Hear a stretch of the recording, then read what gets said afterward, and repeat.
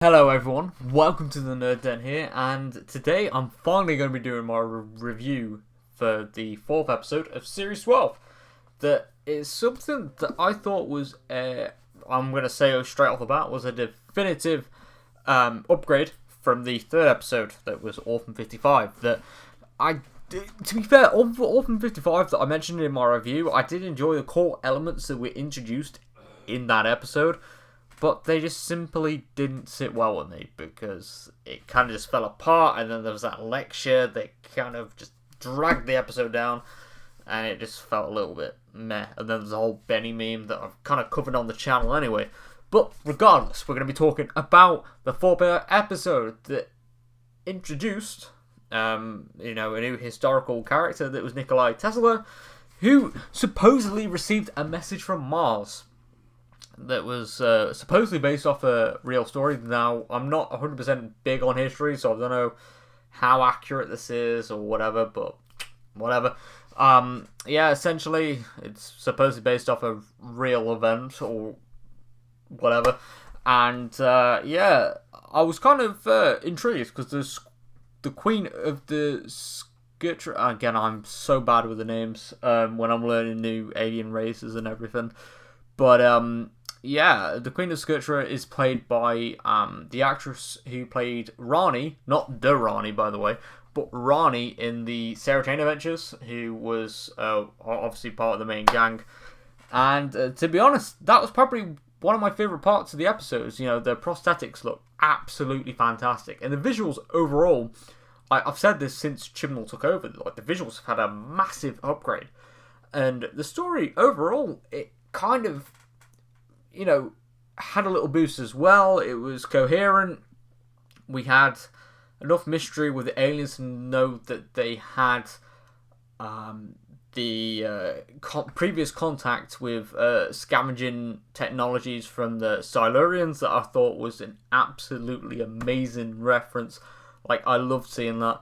And then, obviously, that they were, they'd stolen, like, hyperdrives and everything, and that their ship was basically made up of stolen technology. And they wanted to essentially do like a slow invasion near enough. That's the impression I got from the episode. And it was pretty cool. And again, with Doctor Who, the guest casting's been pretty spot on. I've got no faults there.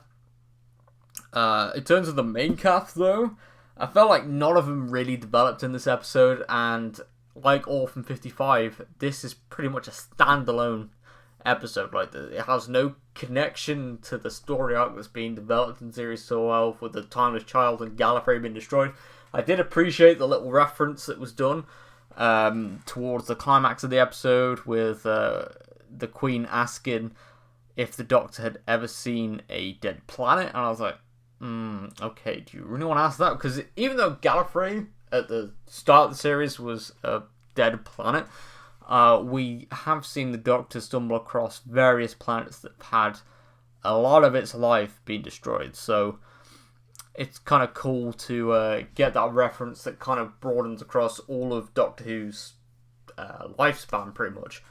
Again, getting back onto the Silurians, when they were referenced because, again, the Scourgers stole their technology and their weapons to achieve their own goals, and I kind of like that little reference from Chibnall, and it kind of backs up the point that I've tried to make with the fact that he's embracing the whole Whoniverse and that he's really ready to make some changes to the lore and try and take things that are established and add his own twist and references as well. Like, Series 11 really, really lacked that. And I kind of get that he wanted to make his own touch with his first series, but Series 12 has been a vast improvement. Like, oh my god, it's pretty good so far. Apart from Orphan 55, obviously. But this fourth episode, the pacing was pretty good, to be fair, and it was kind of standard for a standalone story. I really enjoyed seeing the Doctor really tackle the Queen as well. That's kind of one thing that I want to really talk about in this review. So I'm not going to be reviewing every single frame or whatever in the episode. That's kind of things I just glaze upon what I've seen from the episode. And I really enjoyed the confrontation between those two, because it was just like, oh my god, the Doctor is really being the confrontational, witty, and smart. And that's what I like. And it was kind of like the foundations of what makes the Doctor, especially in modern Who as well. So the fact that Jodie's Doctor managed to do that as well was another plus point for me. And I really enjoyed it.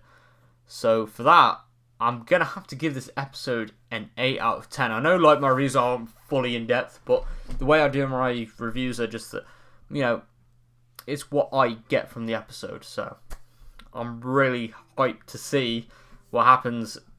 At the time now, it will be this week with the Judoon episode that I see has a lot of potential to do, maybe tie into the story arc of Series 12 that will be the Timeless Child and Gallifrey. Maybe. Just maybe. Because the fact that the Judoon and the Shadow Proclamation are deemed to be coming back very soon, it could be pretty cool. But yeah, thank you very much for watching. Leave a comment down below of what you all thought of the video and the episode itself. And I'll see you all next time. Thank you very much for watching. Bye for now.